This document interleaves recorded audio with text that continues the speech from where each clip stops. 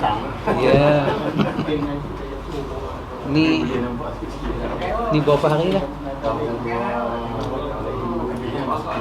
Masuk 3 minggu.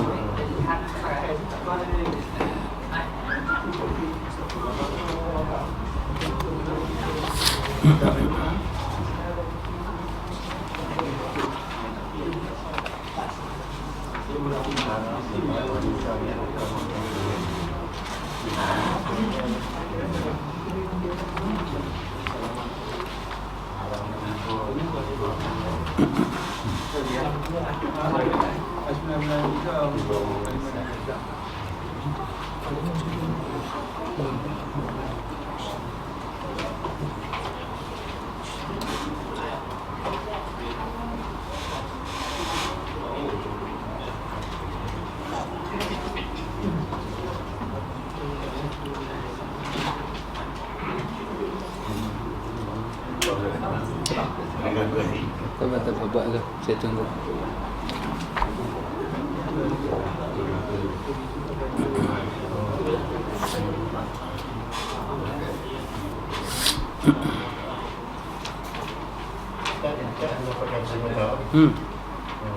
Jauh.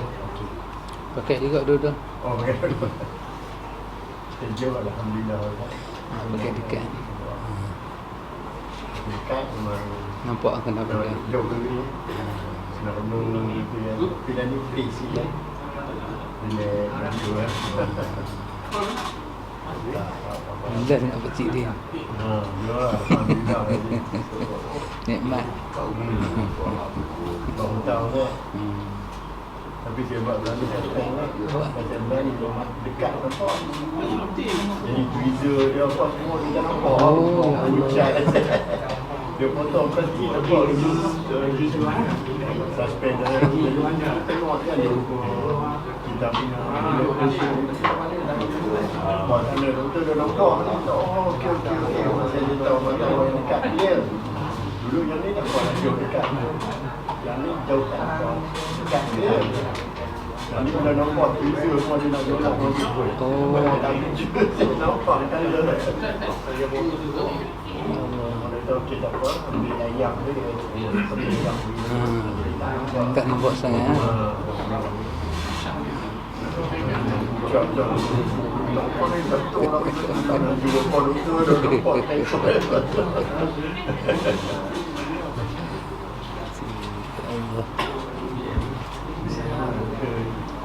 Tapi dapat alhamdulillah kan berdua dapat makan untuk Islam.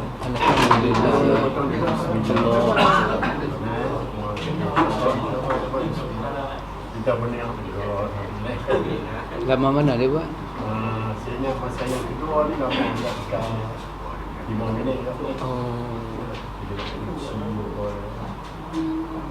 Anak maki sebelah saya perempuan ke Cina buat kantor buat pindah bini pula. Allah. Dia buat kantor jadi dia buat kantor. Bagi ni dua hari dah dia pindah dan dua hari. Oh dah memang problem sikit. Yang tak punya sekarang main kita. Bismillahirrahmanirrahim. Alhamdulillah. Wassalatu wassalamu ala Rasulillah Nabiyyina Muhammadin wa ala alihi wa sahbihi wa man nasarahu wa wala. Amma ba'du. Ikhwatul iman, ikhwatu fid din, a'azakumullah wa uhibbukum fillah. Alhamdulillah, summa alhamdulillah. Alhamdulillah, ikhwan, akhwat, a'azakumullah. Dengan limpah kurnia daripada Rabbul Alamin, kita sambung bacaan kita daripada Riyadhus Salihin jilid 2, muka surat 278 Pak Mik. Ya, betul Ustaz. Kita masuk bab baru. Qala musannifu rahimahullahu ta'ala wa nafa'na bi'ulumihi ila darain. Musannif kata babu tahrimun nazar ilal mar'atil ajnabiyyati wal amradil hasani li ghairi hajatin syar'iyyatin. Terjemahan Melayu dia, bab tentang haram melihat perempuan yang bukan mahram, bukan muhrim, tanpa ada sesuatu kepentingan yang dibenarkan oleh syarak. Ini bab yang musannif buka. Cuma dalam terjemahan ni dia terjemah tak penuh. An-Nawawi buka dua perkataan. Satu dia kata tahrimun nazar ilal mar'atil ajnabiyyati, iaitu dia kata larangan melihat kepada wanita yang ajnabi. Ajnabi ni bukan mahram, wanita yang bukan ajnabi.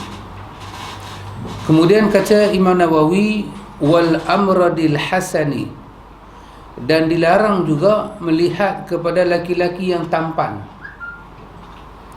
li ghairi hajatin syar'iyyatin, tanpa ada suatu keperluan yang tanpa ada suatu hajat yang hajat itu disandarkan kepada syarak. Terjemahan Melayu dia kata tanpa ada sesuatu kepentingan yang dibenarkan oleh syarak.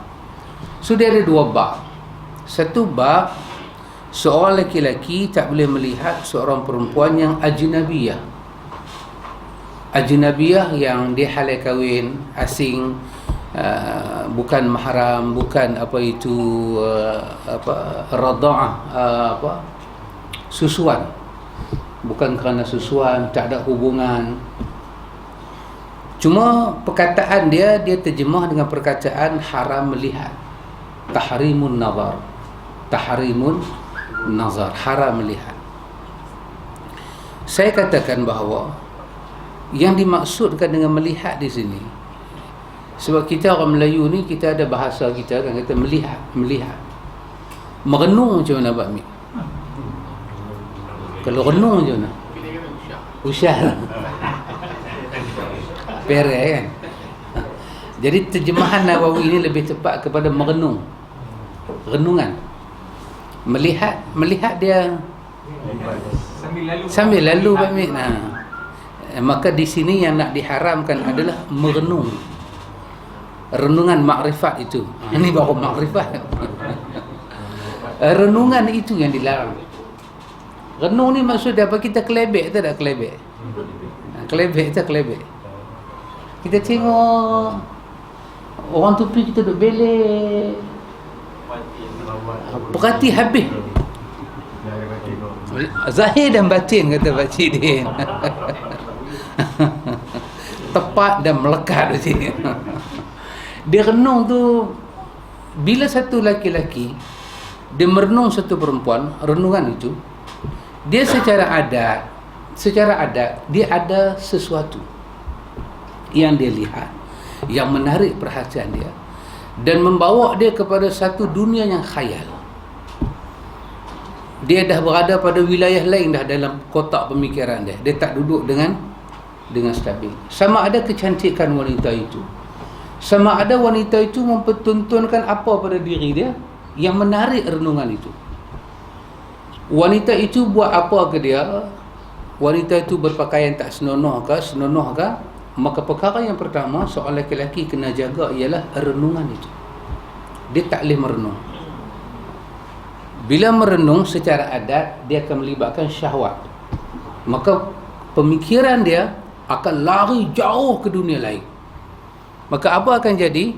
Ketika itu seorang lelaki akan menilai seorang wanita di atas dasar syahwat semata-mata, dan penilaian itu tidak baik. Maka itulah yang ditegah oleh syarak. Syarak menegah itu. Dan lagi satu, amradil hasan. Amradil hasan ni budak lelaki yang sedang membesar, yang segar. Kalau dalam kitab tua sikit, dia kata budak lelaki yang belum tumbuh janggut lagi.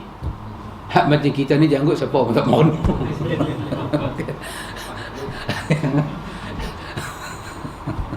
Betul tak ni? Yang muda-muda ni. Dia muka dia lincin, dia segak, dia sedang membesar. Renungan lebih itu tak dibenarkan pada mereka kerana dia boleh melahirkan masalah. Lebih-lebih daripada Amsar, budak-budak daripada Amsar. Ini orang, dia ni kalau tengok dia tu, kalau tengok dia diam, orang kata dia perempuan. Kulit dia kemerah-merahan, segak dia. Tengok dia, orang kata dia perempuan. Wahai dia, dah saja bukan, tak masuk. Tak masuk. Tak masuk. Saya kena nafikan bahawa tak masuk. Yang tu kita tak payah ma'rifat, tengok syariat pun kita tahu dah. Yang ni dia satu bangsa. Sehingga Imam Ahmad kata laki-laki Arab ni jangan berjalan dengan laki-laki Amsar kerana ada fitnah. Imam Ahmad memakruhkan. Jadi kita nisbah kepada apa? Laki-laki yang dia tu segak. Saya tak tahulah sahabat Faisal ni macam segak tak segak. Kalau segak jauh sikit Dia tengok dia tu tak kata dia laki-laki. Dengan dia pula tak ada janggut. Kosong. Putih kemerah-merahan dia. Maka itu nazar kepada Amradil Hasan itu juga ada dia punya larangan dia. Kecuali dia kata bihajatin syar'iyyatin, ada keperluan. Kita renung wanita itu, dia doktor mata, dia kata tengok mata saya, kita tengok mata dia. Tak apa, macam mana keperluan. Tapi kalau tak ada, renungan itu mesti dielakkan. Baik. Imam An-Nawawi, ikhwan, membawa ayat yang pertama kepada kita daripada surah An-Nur ayat 24, ayat 30, surah yang ke-24. Kata dia, Allah Ta'ala berfirman, qala Allah Ta'ala, qul lil mu'minina yaghuddu min absarihim. Allah Ta'ala berfirman, Allah yang Maha Tinggi berfirman, katakanlah kepada orang laki-laki yang beriman, hendaklah mereka menahan pandangan mereka. Hendaklah mereka menahan pandangan mereka. Ayat seperti ini ikhwan dalam surah An-Nur juga, ayat ini ayat ke-30. Ayat ke-31 pula Allah kata pada perempuan pula. Allah kata wa qul lil mu'minati yaghdudna min absarihinna wa yahfazna furujahunna. Allah kata, dan katakanlah bagi wanita-wanita yang beriman, yaghdudna min absarihinna, hendaklah mereka menundukkan pandangan-pandangan mereka. Laki-laki pun kena, perempuan pun kena. Wa yahfazna furujahunna, dan hendaklah wanita-wanita itu memelihara maruah dan harga diri mereka. Hendaklah mereka memelihara maruah mereka. Baik ikhwan, dalam bab ini maqasid yang kita dapat ambil, maksud daripada peruntukan hukum syarak pada bab ini apa dia ikhwan? Syarak ni pertama sekali dia sangat memelihara maruah manusia. Hifzul muru'ah ini, maruah manusia, harga diri. Nabi SAW sebut, kita dah baca ada satu riwayat, Nabi sebut tentang satu orang dalam riwayat Abi Daud, satu orang apabila dia pi kata ataupun dia beranggapan terhadap satu orang, apa yang kawan tu tak pernah anggap lagu tu, kawan tu tak pernah anggap lagu tu, dia anggap lagu tu. Maka Nabi kata esok di hari akhirat Allah letak dia dalam satu tempat dalam neraka yang penuh dengan nanah dan darah yang bercampur. Sehinggalah Nabi kata atas dunia dia selesai dengan minta maaf dan taubat. Ini apa ikhwan? Ini apa dia? Ini masalah maruah manusia. Saya pergi jumpa Abang Man, saya kata Abang Man, Pakcik Nazri kata kat Abang Man macam ni. Abang Man tak dengar pun daripada Pakcik Nazri, dengar dari saya. Apa anggapan Abang Man nanti? Kan kita ni ada banyak anggapan dalam pemikiran kita. Walaupun kita tidak 100% kita percaya, tetapi bunga kepercayaan itu dia akan dia akan hadir. Maka habis tak ada. Kalau saya buat kerja lagu tu, seorang sahabat dengan sahabat dua ni, bila dia jumpa dia akan menjauhi. Kenapa jadi demikian? Kerana tanggapan maruah satu orang mula tercalak.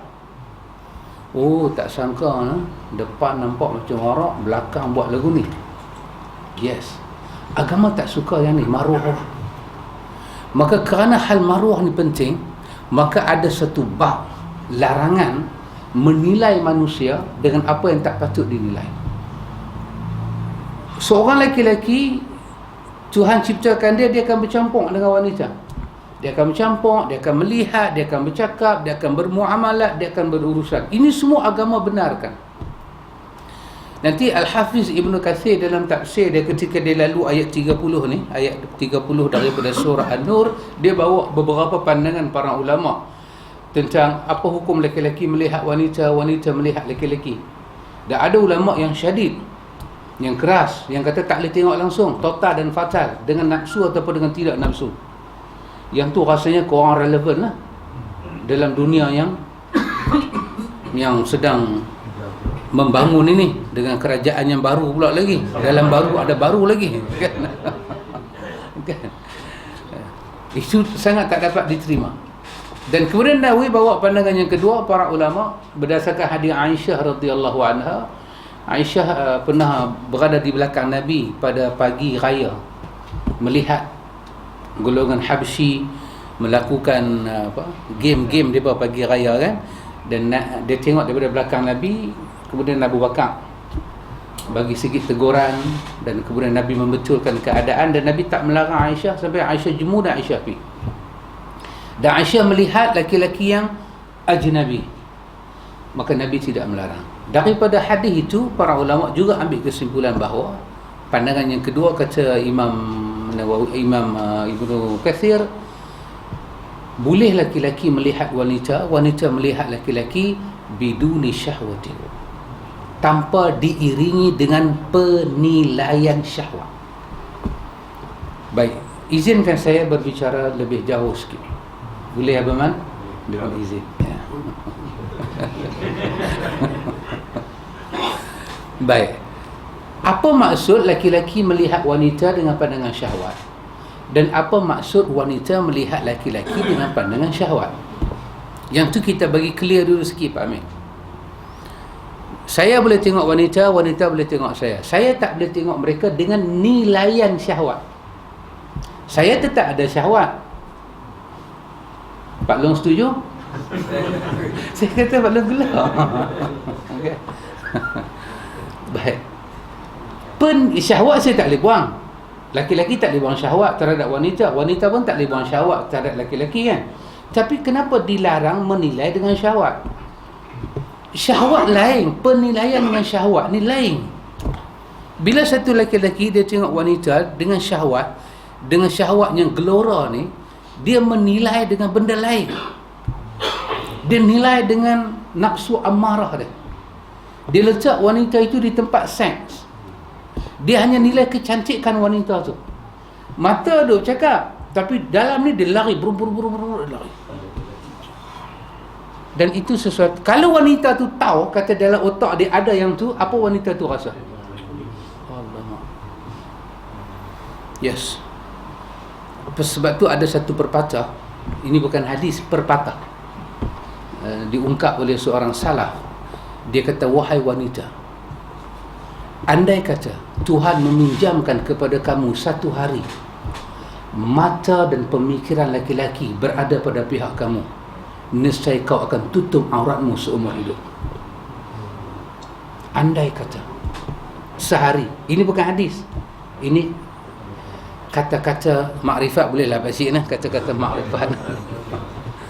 Andai kata sehari Tuhan meminjamkan kepada kamu mata laki-laki duduk di mata kamu, dan pemikiran laki-laki duduk di pemikiran kamu, dan kamu nampak pada diri kamu apa yang laki-laki nilai kamu dengan syahwat, seumur hidup kamu takkan buka aurat kamu. Betapa malunya kamu. Wahai seorang laki-laki, dia kata, andai kata Tuhan memberi pandangan wanita kepada kamu, dan membenarkan kamu melihat apa yang mereka lihat pada laki-laki dengan pandangan kamu, nescaya kamu akan malu seumur hidup. Kerana bila kita orang nilai dengan sesuatu yang tak baik, kita akan malu habis-habisan. Kita akan tunduk pandangan kita seumur hidup. Dan benarlah Quran kata, wahai Allah kata tadi, qul lil mu'minina yaghuddu min absarihim. Wahai katakanlah kepada laki-laki yang ada iman, tundukkanlah pandangan kamu. Betul lah. Jadi bukannya dilarang itu berkomunikasi, tetapi kalau pandangan itu terlebih pun dia akan bawa pada beberapa masalahnya lain. Juga dalam perkara ini ikhwan, termasuk dalam bab ini juga, kita sama ada laki-laki atau perempuan melihat orang-orang yang huduh, orang-orang yang tak segak, berlebihan, juga tak boleh. Sebab dia akan mendatangkan maruah dia tercalak. Dia katalah dia tak segak, ataupun dia hitam sungguh. Macam saya ni, sungguh ke tak sungguh? Itu betul dia cakap, betul-betul. Macam orang ni hitam mana? Cantik macam apa benda? Pasal itu ada satu lagu apa? Saya tak ingat dah siapa menyanyi. Dia kata kuda kepang, kalau naik kuda hitam, lari kencang, nafas pun panjang. Kalau punya pacar hitam, hati tenang walaupun di... Macam mana Pak? Kalau punya pacar hitam, hati tenang walaupun di tengah panas. Tak apa, saya pergi tengok. Nama lagu tu Kuda Hitam. Jangan pergi tukar kuda kepang ke kuda padi, kuda hitam nama lagu tu. Itu kelebihan dalam bab hitam. Tapi Abang dah cover hitam manis, okey. Kecil manis 86. Dia wuduh, di muka dia ada kewuduhan, kulit dia ada wuduh, kita renung dah lebih. Dia lalu duduk dengan kita duduk. Tak dibenarkan. Sebab akan membuat dia jadi dia rasa dia hina.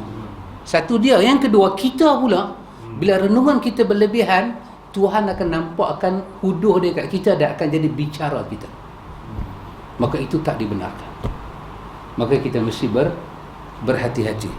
Maka ini bab agama datang supaya maruah manusia itu balance, kita pandang. Demikian juga wanita. Dia pandang satu orang lelaki, dia tak berkenan. Bila dia tak berkenan, jangan lebih memandang. Dia akan melibatkan benda tak bagus. Dah huduh memang orang aku pula, dia akan jadi macam tu. Sedang diri. Dia akan jadi lagu tu, dia automatik akan jadi macam tu. So wanita pun jangan melebih dengan pandangan itu. Dan wanita juga kalau dia pandang laki-laki yang segak, juga pemikiran dia akan terbang ke tempat-tempat lain. Maka balance lah agama ni. Maka kerana itu ayat 30 Allah katakan kepada laki-laki yang beriman, ayat 31 Tuhan katakan kepada perempuan yang beriman. Maka dorongan mata itu mesti kita jaga, ikhwan. Baik. Kemudian ikhwan, Al-Hafiz Al-Imam Nawawi rahimahullahu ta'ala, dia membawa kepada kita ayat yang kedua untuk menyokong tajuk di atas. Wa qala ta'ala, inna as-sam'a wal basara wal fuada kullu ulaika kana anhu mas'ula. Iaitu sesungguhnya Allah Ta'ala yang Maha Tinggi berfirman, sesungguhnya pendengaran, penglihatan dan hati semuanya itu akan diminta pertanggungan jawabannya. Semua sekali akan diminta pertanggungan jawaban. Sehingga kan di kalangan ulama tafsir kita menyebut bahawa awal daripada ayat ni, daripada Al-Isra' ini, surah yang ke-17 ayat ke-36 ini, Sebelum sampai pada perkataan inna sam'a wal basara wal fuada kullu ulaika kana anhu mas'ula, awal itu Tuhan kata wala taqfu ma laysa laka bihi ilmun, baru datang inna sam'a wal basara wal fuada kullu ulaika kana anhu mas'ula. Itu Allah Ta'ala kata janganlah kamu mengikuti apa yang kamu tak ada ilmu padanya. Jangan kamu ikut apa yang kamu tak ada ilmu padanya. Sesungguhnya pendengaran, penglihatan dan hati, tiap-tiap itu adalah keadaannya daripada kamu akan ditanya di hari akhirat. Akan ditanya di hari akhirat. Ayat ini pertama sekali bagi tahu kepada kita ikhwan, diri kita, tubuh badan kita, daripada atas sampai ke bawah adalah tanggungjawab kita, dan kita akan dipertanggungjawab oleh Tuhan terhadap semua benda ni. Pendengaran, penglihatan dan hati kita, semuanya adalah kita, bukan orang, kita. So orang di pihak kedua, dia boleh buat apa-apa menarik perhatian, nak lihat, nak dengar adalah kita. Fuad ini tempat percaya, tempat keluarnya keyakinan, tempat keluarnya kepercayaan, tempat keluarnya kesimpulan dalam hati. Dia hasil daripada yang kita dengar, yang kita lihat. Semua tu tak jadi melainkan dari kita sendiri. Tapi dia ada sebab dengan kita lihat, dan dia ada sebab dengan kita dengar. Kita dengar dan kita lihat boleh jadi punca, tapi kesimpulan hati adalah hak kita. Kerana itu Tuhan tak tanya orang lain, Tuhan tanya kita dulu. Kawan yang menjadi penyebab kita percaya, dia akan jadi pihak kedua Tuhan tanya. Orang pertama Tuhan tanya kita, kenapa hang boleh percaya? Kita kata Tuhan, dia yang buat, dia yang cakap, saya dengar dan dia masuk dalam hati saya. Hati milik engkau, telinga milik engkau, bicara milik dia. Dia boleh bicara, kenapa yang sampai di telinga masuk dalam hati engkau? Sekarang kau yang akan ditanya. Maka dia adalah milik kita. Maka Al-Hafiz Al-Imam Nawawi, dia nak satukan ayat di bawah dengan ayat di atas. Ayat di atas, katakanlah pada orang lelaki yang beriman, tundukkanlah pandangan kamu. Ayat yang kedua beritahu, sesungguhnya pandangan, pendengaran, hati, semuanya akan ditanya. Jadi kita, bila tengok benda-benda tak patut kita tengok, kita bila berhadapan dengan benda-benda tak patut, kita tak boleh elak yang tu. Sebab yang tu pihak kedua. Satu perempuan lalu dengan aurat tak elok, kita kata kat dia, hang boleh tak pakai elok-elok? Ataupun kita saman dia di court. Saman dia di court, dia menjadi punca kita buat benda tak elok. Kena tanya lawyer kita lah, boleh lekat tak saman tu. Tapi dulu ada satu drama. Ada satu drama yang divideokan. Saya tak ingat nama dia. Dia sudah rogol perempuan tu, dan dia saman perempuan tu. Kerana perempuan tu menjadi sebab dia rogol perempuan tu. Ada bisa tengok drama tu? Kan saya tengok seorang-seorang. Dia ada satu drama Melayu. Dia noh lawyer duk fight. Dia saman balik perempuan tu kerana malam tu dia pula tak waras sikit, naik lift. Selalu dia tengok perempuan tu okey, malam tu saja. Sebab pada malam tu perempuan tu keluar malam minggu nak pergi dengan kawan-kawan, pakai tak senonoh. So dia tak boleh kawal diri dia. Dia orang semayang, dia orang bagus, maka dia sue perempuan tu, hang punya pasal aku buat tak elok. Dan drama tu berakhir dengan hakim katok martun dan tak sebut keputusan hakim. Yang dia burn macam tu je. Maknanya kita lah hakim. Kita lah hakim. Jadi orang ni dia bolehlah apa nak buat depan kita. Tetapi Quran beritahu pada kita, kepercayaan tu milik kita, tak ada siapa boleh paksa. Artinya kalau awak tengok juga, bukan orang tu memaksa awak tengok. Dia boleh apa? Dia boleh menarik. Dia boleh menarik. So hati awak lah yang nak.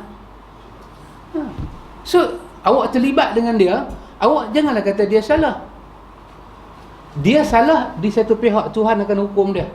Tapi kita ni, kekuatan jiwa kita ni, kita dengarnya, kita lihat. Bukan saja dalam masalah aurat, juga dalam masalah benda-benda lain. Dalam masalah kalau orang duk ikut ajaran bukan-bukan lah ni. tak payah semayang lah apa lah. Hati tu milik dia. Satu tok guru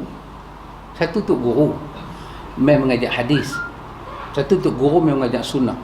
Sunnah lah senang, saya kata ajak sunnah, ajak Riyadhus Salihin, ajak fikih sunnah, ajak kita top ni tentang sunnah, ajak. Lepas tu dia kata sepatah, dia kata, tuan-tuan, saya ajak semua kitab sunnah, tapi saya minta maaf lah, saya sampai hari ni tak boleh amal sunnah. Kerana bila saya amal sunnah, saya macam menipu diri saya sendiri. Sebab jiwa saya suka dengan tak sunnah ni. Bila saya buat sunnah, jiwa saya ni dia tak boleh ikhlas. Tapi saya tetap ajaklah tuan-tuan dengan sunnah. Tapi saya ni, saya tak boleh lah nak ikut sunnah. Kalau saya ikut, saya tak boleh ikhlas. Pakcik Bari nak belajar lah dengan orang macam ni. Kenapa? Dia tak boleh jadi, tapi dia nak bimbing pakcik kepada sunnah. Tapi dia sendiri, Pakcik Din, tak boleh ke? Why? WHY. Dia sampai sunnah. Tapi dia, abang saya minta maaf, dia tak ikhlas dengan sunnah. Betul Abang Syarik? Abang Syarik, the new eyes. Kan? Kita tanya, berpandangan baru. Macam mana Abang Syarik? Kan? Dia ajak sunnah, dia amalkan sunnah, ayat dia kita nak tengok isi dia. Tapi dia cakap semua betul. Kalau orang tanya dia, Abang Syarif tanya dia, nak tanya, Nabi kita ajak tak buat tahlil malam 1 malam 2? Dia kata tak, semua tu bid'ah. Tapi dia buat. Masalahnya dia buat. Pantau orang mati dia buat, dia jadi tekong. Bila kita dekati dia, kata, Ustaz, macam mana benda ni? Saya hebat betul-betul. Bila saya buat benda-benda yang Nabi tak buat, saya rasa tenang, rasa ikhlas. Bila saya buat benda Nabi buat, saya tak ikhlas. Jadi saya tak mau esok satu benda saya buat tak ikhlas, Tuhan tak terima. Maka saya hanya mengajak sunnah, saya tak akan amal sunnah. Dia ajak benda dia tu macam ni kita kata Pak Mi, dengan ajaran dia, dengan perbuatan dia, secara hakikatnya bolehkah kita sampai mengenai sunnah ni? Boleh sampai ke? Pak Mi ingat? Kita nak ikut dia mengikut sunnah. Tapi Rasulullah, kita nak ikut dia yang ajak sunnah kat kita. Perbuatan dia, semayang dia, semua dia, baru kita berikut. Jadi kita nak ikut dia macam mana dia ada buat bid'ah. Dia ajak kita sunnah, tapi dia tak buat sunnah. Rasulullah, dia suruh semayang ikut dia, puasa ikut dia, semua ikut dia. Jadi kita terpaksa kena ikut. Pasal apa? Dia yang buat sunnah, dia lah ahli sunnah.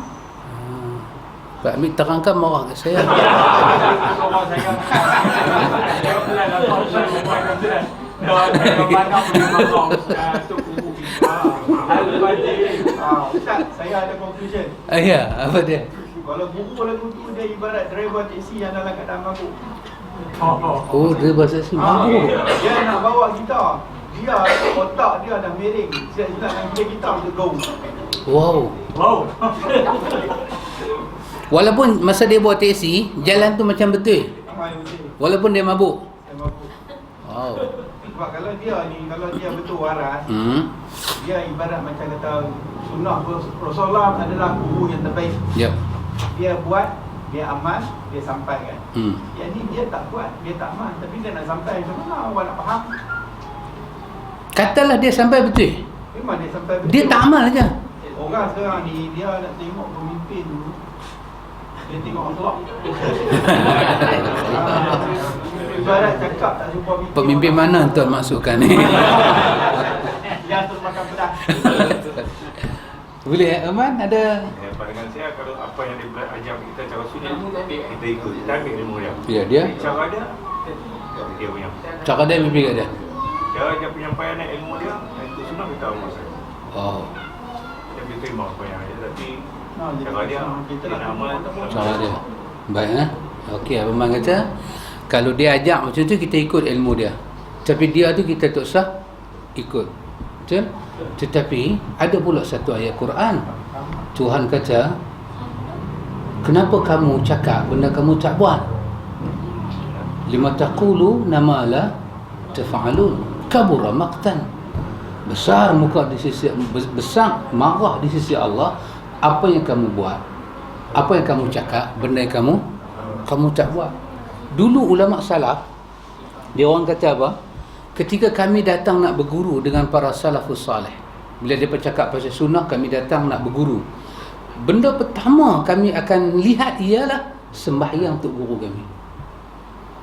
Kalau sembahyang dia sama dengan Nabi, kami akan duduk dalam majlis dia. Kalau percakapan dia sama dengan Nabi, perbuatan dia tak sama dengan Nabi, kami akan tinggalkan dia. Artinya, kenapa demikian? Artinya begini, Imam Ghazali kata, guru dia akan melahirkan murid. Guru ni dia macam acuan, dia macam kialang produk, melahirkan pemikiran murid, amalan murid, kepribadian murid dan saksiah murid. Kita duduk dengan satu guru, kita tumpu pada perbuatan dia, tak boleh. 40% perangai dia akan jatuh kat kita. 60% saja perbuatan dia kita boleh skip. Maka kerana itu para salaf kata apa dia? Amalan orang sunnah ni kena sama dengan sunnah. Soalannya ialah seperti kata Imam Ghazali, kalau kapten tu, sahabat kata mabuk tu, saya agak agree. Ghazali kata kalau kapten kapal, dia bawa kapal tengah laut, dia tak tahu nak pergi mana. Dia tak tahu, dia kapten, dia bawa kapal, dia tak tahu. Orang ramai tanya dia, ni kita nak pergi pulau mana ni, ada 2, 3, 4 pulau. Dia tanya mereka, hampa nampak pulau mana cantik, mereka tunjuk pulau tu, dia duk pergi kot lain. Orang tanya dia, kapten nak pergi mana? Aku pun tak tahu. Aku pun tak tahu ke mana aku nak pergi. Maka para salaf kata kami akan tinggalkan guru tu. Kemudian zaman berakhir. Maka lahirlah apa yang Abang Man sebut tadi. Abang Man sebut tadi ditulis dalam buku. Maknanya Abang Man telah membaca dulu dari saya. Telah ditulis dalam buku. Dia orang cakap zaman mutaakhir ni, dia orang cakap apa dia? Lihat pada perbuatan, jangan lihat sangat pada perkataan. Kerana perkataan manusia banyak tak sama dengan perbuatan dia. Maka tengok perbuatan dia. Kalau dia cakap baik, perbuatan dia tak bagus, maka kita nilai kebaikan dia, so keburukan dia kita tolak. Para salafus salih dulu tidak bersetuju dengan kaedah ini. Maka satu orang kalau dia mengajak sunnah, dialah kena menjadi cerminan kepada sunnah. Sebab apa? Kalau dia ihya bid'ah, dia mengajar sunnah, dia ihya bid'ah, dia mengajar sunnah. Apa dia buat dengan sunnah? Dia bagi racun. Dia mematikan sunnah. Dia tu tak boleh. Dia boleh kata kalau saya ajak sunnah, saya tak nak ikhlas. Kalau saya buat benda macam masyarakat buat, saya jadi ikhlas. Saya nak amalan saya Tuhan terima, ikhlas. Dia sendiri tak tahu mana ikhlas itu apa dia. Ikhwan, kalau sunnah pun dia kena apa tak lagi benar lain. Kini orang, katalah saya pula main satu keadaan kedua, saya main ajak orang ni tazkiyatun nufus. Apa dia? Penyucian jiwa. Oh, santai hati orang. Saya ajak ikhwan, kalau kita nak hati kita baik, kita jangan dengki ke orang, kita jangan cemburu nikmat Tuhan bagi ke orang. Tiba-tiba antum tengok saya paling teruk. Tengok orang dapat nikmat, saya duduk mengomel di belakang. Dia kata, ustaz, bukankah kita kena cuci diri? Itu dalam pelajaran saya, dalam hidup saya tak ada lagu tu. Kalau dalam hidup saya tak ada lagu tu, macam mana saya nak ajak orang pergi pada Tuhan? Hidup saya ni penuh dengan perkara yang merosakkan perjalanan berhubung dengan Tuhan. Macam mana saya nak pimpin tangan orang depan saya ni berjumpa Tuhan? Tak masuk akal. Lebih teruk lagi di akhir zaman ni, ada orang bercakap makrifat, dia bagi tahu dia tak boleh sembahyang. Dia nak bawa orang ni pergi jumpa siapa? Dia boleh cakap pasal makrifat, boleh cakap pasal sifat 20, boleh cakap hal-hal yang orang terkejut dengar. Hebat dia. Lepas tu orang tanya dia sembahyang ke tak? Dia kata saya tak boleh sembahyang. 3 minit saya sembahyang, saya ingat benda lain. Punggah dia kata. Dia tak boleh menghadap Tuhan. Macam mana dia nak ajar orang menghadap Tuhan? Dia tak ada hubungan dengan Tuhan. Macam mana dia nak bagi orang berhubung dengan Tuhan? Saya tak ada hubungan dengan Pak Long, tiba-tiba nak ajak orang lain pergi kenal Pak Long. Oh, saya tak boleh. Bab lain, depan makan saya boleh ikhlas, depan minum saya boleh ikhlas, depan wanita saya boleh ikhlas, depan lukisan saya boleh ikhlas, cuma depan Tuhan saya tak boleh ikhlas. Apa hatinya awak miliki? Lepas tu dengan itu saya nak mengajak manusia berjumpa Tuhan. What's wrong with this guys?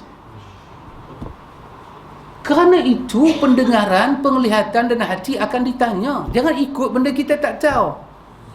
Orang ini bermasalah dengan Tuhan. Bagaimana dia boleh bawa kita pada kenal Tuhan? Ini pada yang mengikut ni. Yang marah kat Ali Hassan sangat ni. Ustaz hitam tu ada kata. Saya pun tak dengar video dia apa. Orang main tunjuk. Saya tak pergi buka video dia apa. Kadang orang hantar kan, kata tengok muka saya, tengok muka dia. Tak apa. Last kali dia mencarut. Last kali hakikat manusia mengajak manusia kepada Tuhan mencarut. Fucking lah apa, keluar habis mulut. Tu kepada orang yang mengikut ini sedarlah sikit.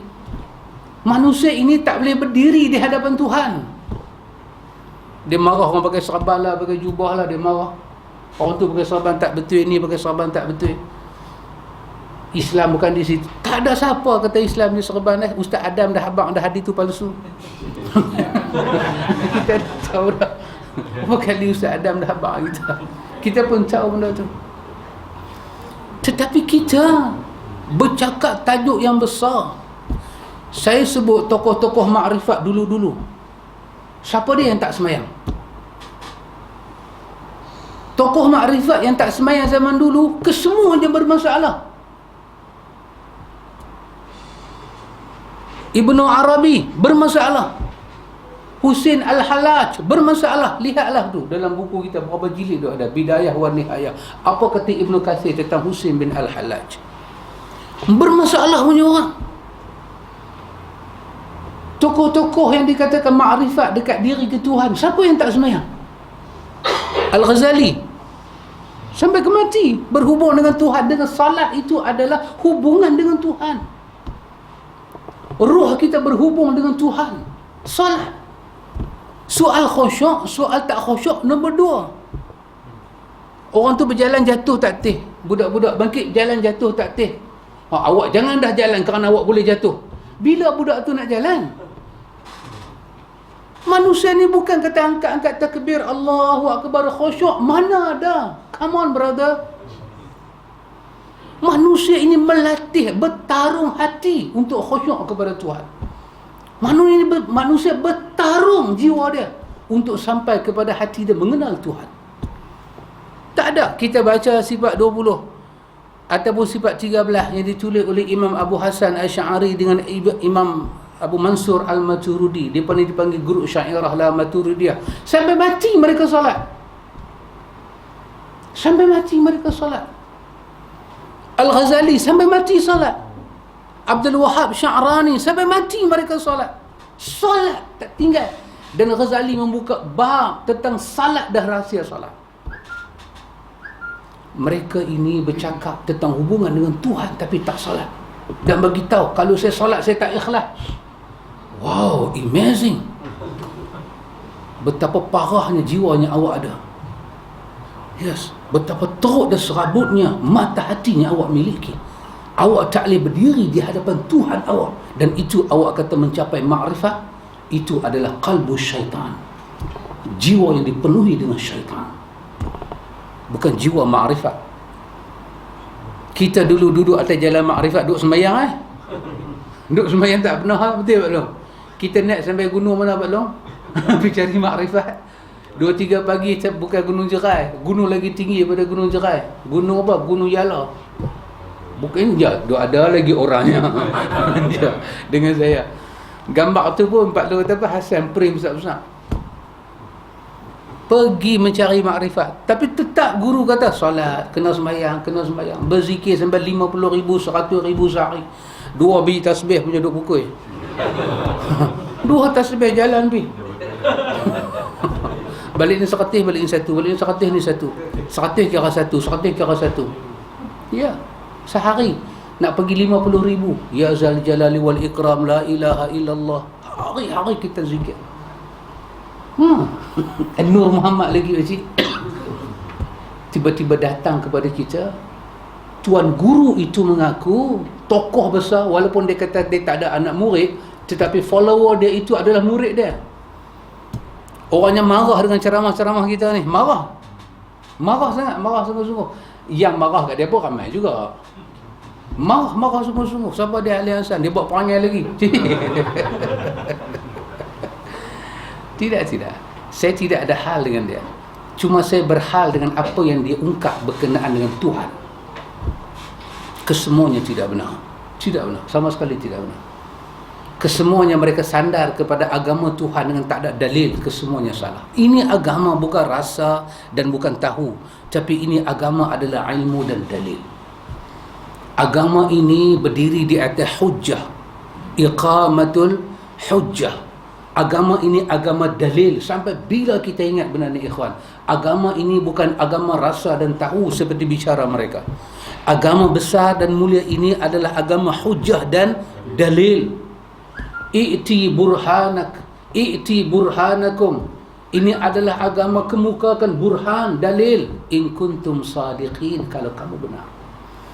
Daripada Abu Hanifah bawa dalil, daripada Imam Malik bawa dalil, sampai Imam Syafi'i bawa dalil, sampai Imam Ahmad bawa dalil, sampai mazhab-mazhab yang kita tak kenal pun, mazhab-mazhab yang tak ada pengikut, tak ada tulisan, yang kita tak kenal, dihimpun pandangan mereka dalam kitab dan dibongkarkan dalil mereka.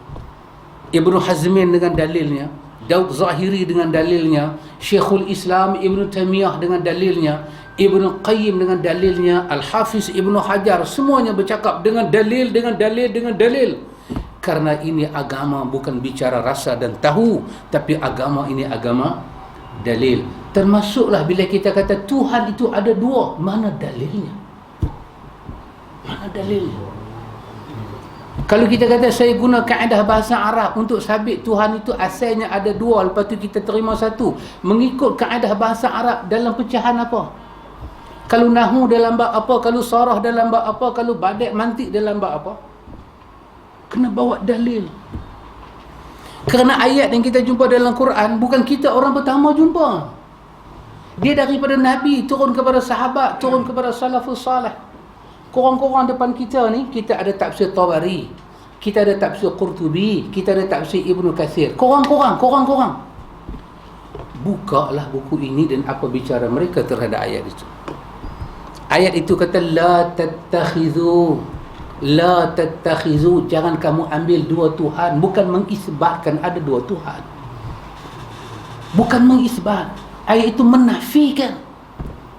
Kerana ilahukum fa innama ilahukum ilahun wahid. Kerana sesungguhnya Tuhan kamu hanya Esa.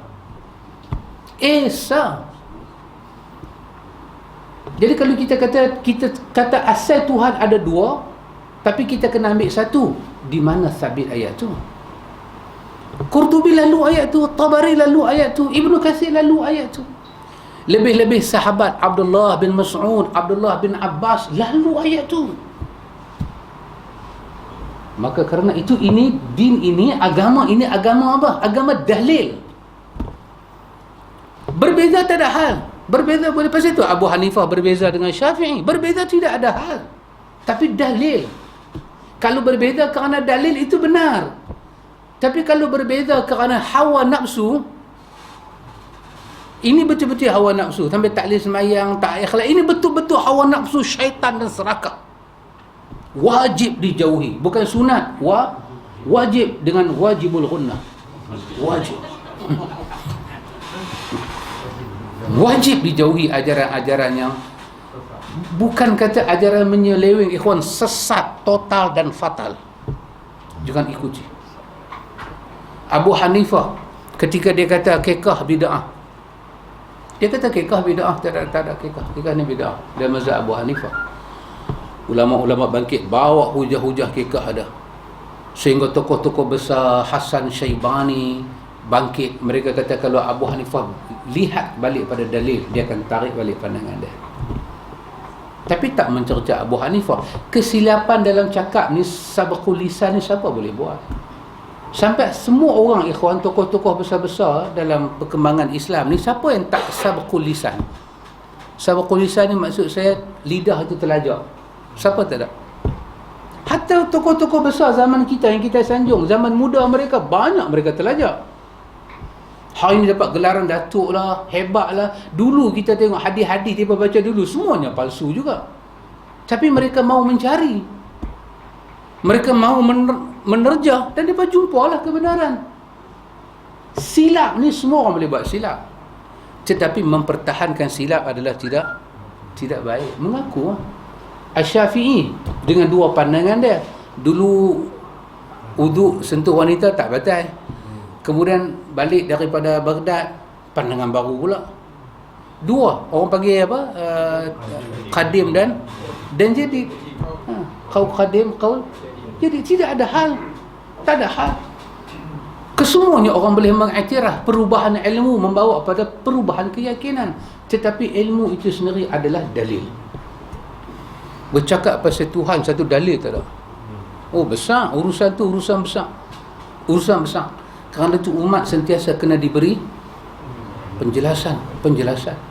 Dia nak marah, dia macam pasal itu hak dia. Kita duduk dalam Malaysia, kita bukan foreigner. Kita bukan foreigner. Kita lahir sini, kita bermaustatin sini. Pasal dia kita 100 km baru kita buat jamak kasar. Korang pecik buat, korang pada 100 kilo. Oh, berani buat. Berani. Pelan sikit. Baik, ikhwan. Jadi An-Nawawi bawa ayat ini untuk ekpa dengan tajuk di atas, iaitu bila kita melihat sesuatu benda kita tak patut lihat, kita mendengar sesuatu yang tak patut kita dengar, kita yakin dengan apa yang tak patut kita yakin, maka Tuhan kata kullu ulaika kana anhu mas'ula. Tuhan tanya Yesus. Kemarin hari apa Pak Long? Kita pergi rumah Ustaz lah.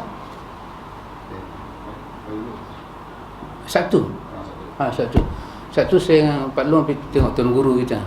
Alhamdulillah beransur pulih. Malam ni dia ada kelas, dia start buat kelas, tapi suara dia tu tak ni lah, dia laih lagi, tapi dia tak boleh duduk. Kalau tak mengajar dia tak boleh duduk, dia kena start mengajar juga, dia laih.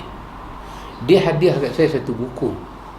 Saya nak abang buku, tebal lagu tu. Buku ni ditulis oleh Dr. Abdullah Yassin, dan dia pesan, dia kata aku nak buku ni hang buat kuliah.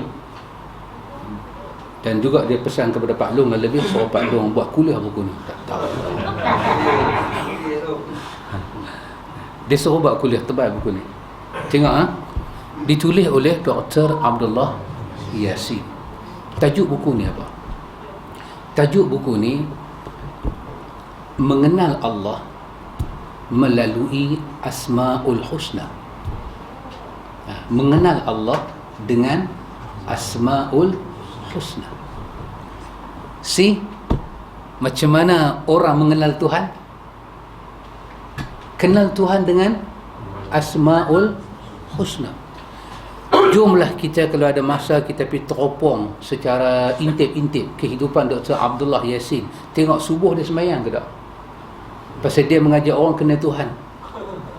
Betul? Dan masa dia sembahyang, kita tengok dia raplah tak raplah. Sebab ada orang mengajak kenal Tuhan, dia raplah 3 minit dia tak boleh ikhlas dah. Dia teringat Aminah lah, yang tu lah, yang ni lah anak dia, macam-macam dia teringat. Tapi dengan raplah tu ajak orang nak jumpa Tuhan. Dan dia tak ada teks, dia tak ada sandaran, cakap pui lagu tu, ambil terjemahan Quran, kait dengan ayat tu, kait dengan ayat ni. Cakap.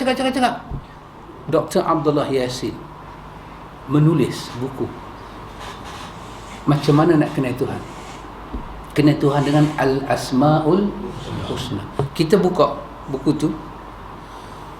Bila buka buku tu, dia pertama kali dia muatkan ayat Quran dulu berkenaan dengan satu nama tu. Kemudian dia kod dengan bahasa Arab. Apa dia maksud ayat ni? Kalau berubah lagu ni macam mana? Berubah lagu ni lagu mana? Lepas tu dia kaitkan dengan hadis kalau ada. Dan lepas tu dia buat kesimpulan. Sumber dan tertib itu ada. Dan lepas tu dia cerita kaedah. Asma'ul Husna ni macam mana nak faham? Dia duduk di mana? Boleh tak kita reka nama Tuhan? Tuhan sebut 99. Kita sebut benda lain. Tuhan juga mengizinkan berlakunya kejahatan. Kita panggil, wahai Tuhan yang mengizinkan kejahatan. Boleh ke tak? Wahai Tuhan, daripada kamu datangnya sumber kejahatan. Boleh ke tak? Nama ini nama yang tauqifiyah. Nama yang Tuhan sendiri sebut tentang diri dia. Dan kita tak boleh sendiri bikin-bikin. Walaupun kita reti bahasa Arab. Itu cara mengenal Tuhan. Ini orang ni bawa cara mengenal Tuhan. Tak tahu kenal siapa. Last sekali terima kasih babi hutan. Umat boleh tertarik.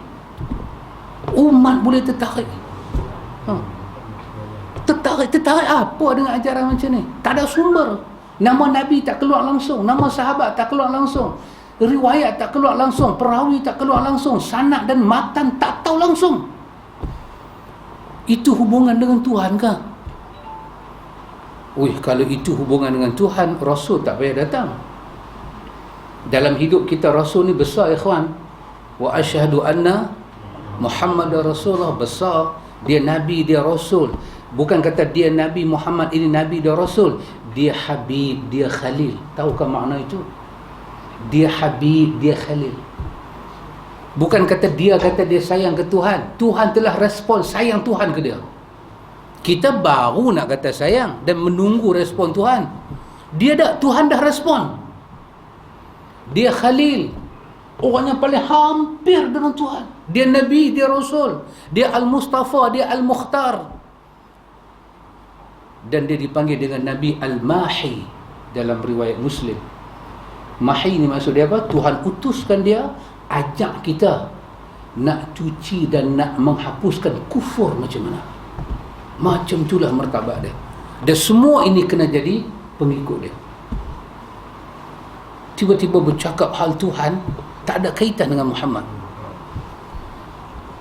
Maka saya kata jugalah, bertobatlah kepada Allah.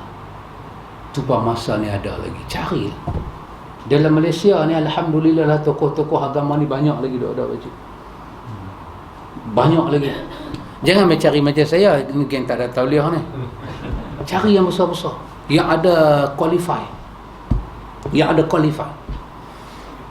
Macam sebahagian orang di Kuala Lumpur, dia buat pusat pengajian kan. Ustaz yang mengajar sunnah saja boleh melangkah ke situ. Yang kedua, ustaz sunnah yang berqualify saja. Dia qualify saja, yang ada PhD saja. Yang mengajar hadis tak boleh main. Ada juga sunnah lagu tu. Pelang tu.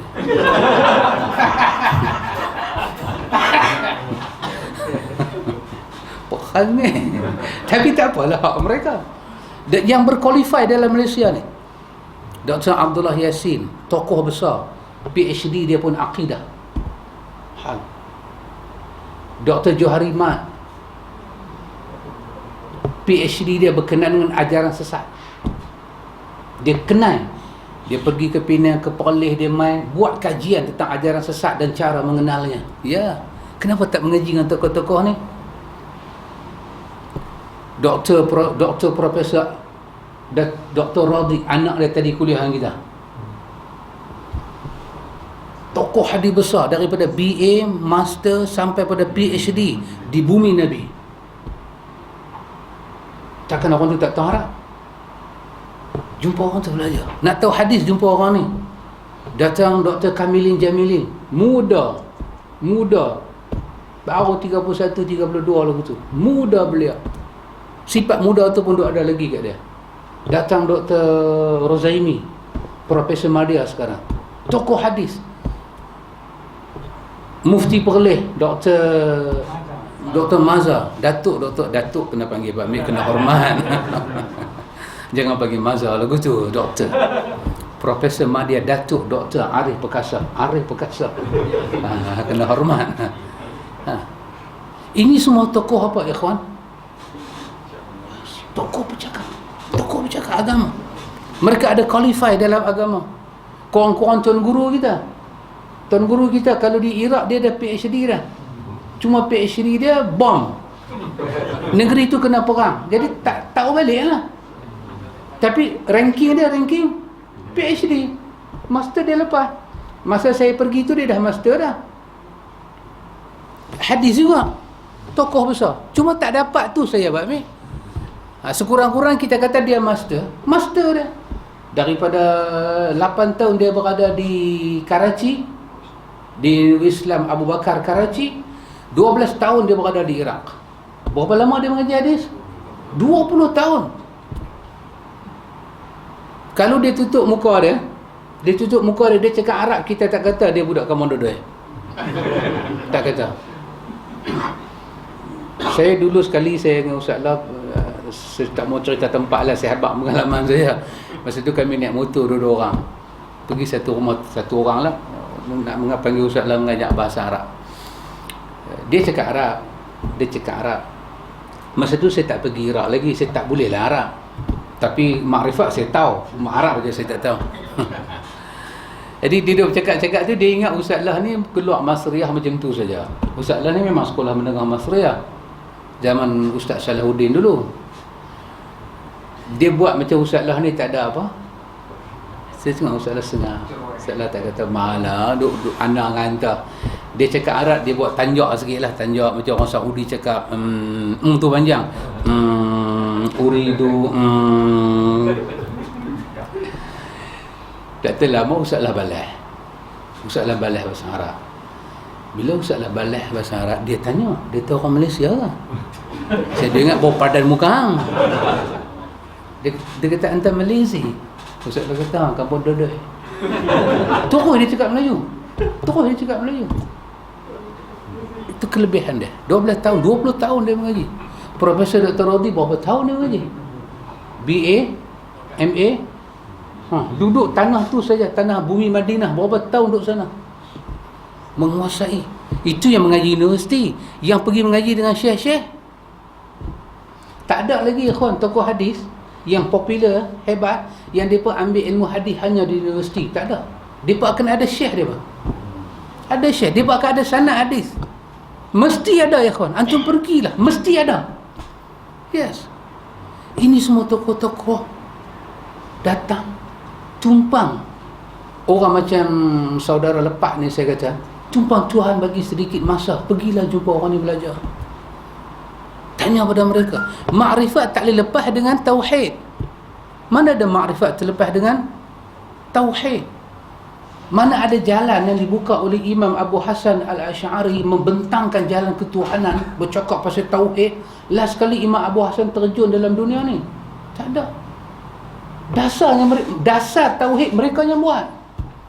Imam Abu Hasan yang buat. Sama ada di dalam makalat Islamiyin ataupun di dalam Al-Ibana ataupun di dalam dulu Mu'tazilah.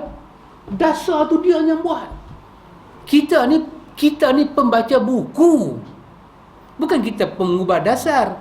Kita baca Riyadhus Shalihin, betul tak Cik? Hadis kita ada, tapi dasar hadis kita tak buat. Nawawi tahu, Nawawi ada mustalah hadis, kita tak tahu apa.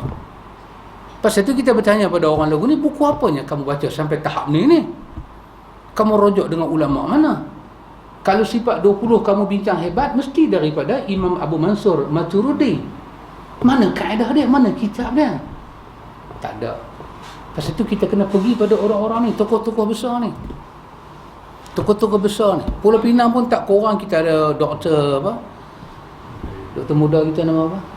Dr. Aizul Yaakob. Doktor dah dia. Hadis. Dan orang perempuan kan. Dr. Aizul buat PhD hadis dengan satu doktor hadis perempuan. Saya tak ingat nama dia. Di Pulau Pinang ni ada tokoh hadis wanita. Tak silap dia ganti tempat Dr. Rodi, kalau tak silap saya, di USM. Nama apa saya tak tahu. Dulu ada masa perkampungan sunnah di Perlis, dia terlibat dalam fiqh wanita. Tokoh hadis wanita dulu bercerita tentang hadis. Ya, ada. Jadi dis kena carilah juga pakcik nah. Kali sekala mai, muslimat boleh berbangga ambil gambar bawa dalam Facebook, bawa tunjuk inilah tokoh. Selalu kan tokoh hadis pun apa? Lelaki je kan. Ya, sekarang ada tokoh hadis wanita. Hebat. Ini juga satu kebanggaan bagi wanita yang bercakap tentang apa? Kan baru ni kita semayang kita subuh ni. Dia 8 minit. Ubah kan? Satu Malaysia hari ni dah terima. Yang membongkarkan benda ni wanita. Doktor wanita dalam falak. Dia yang bongkar balik. Dia yang present balik benda tu.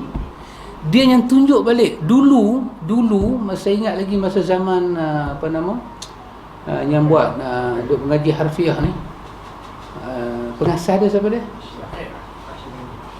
Ni Ustaz Hashim Ghani.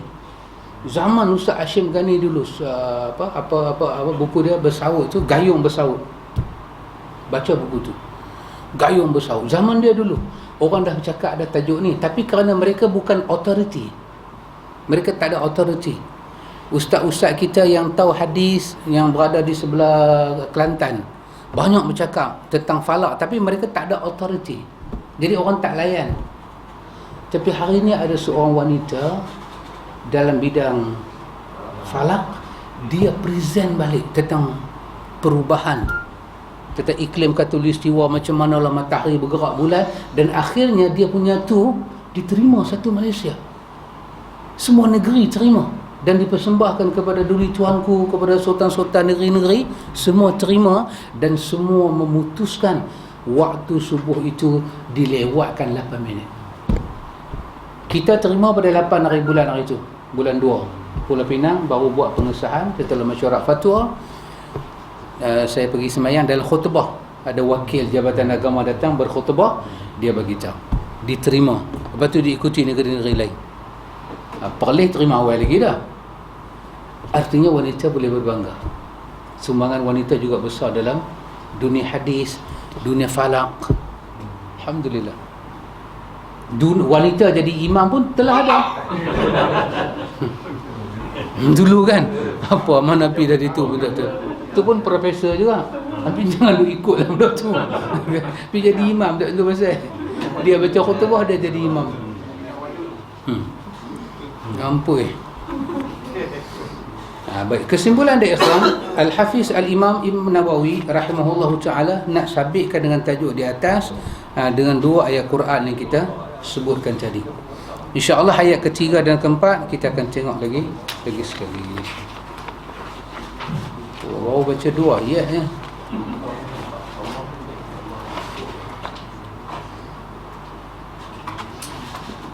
Wallahu ta'ala a'lam. Subhanallah.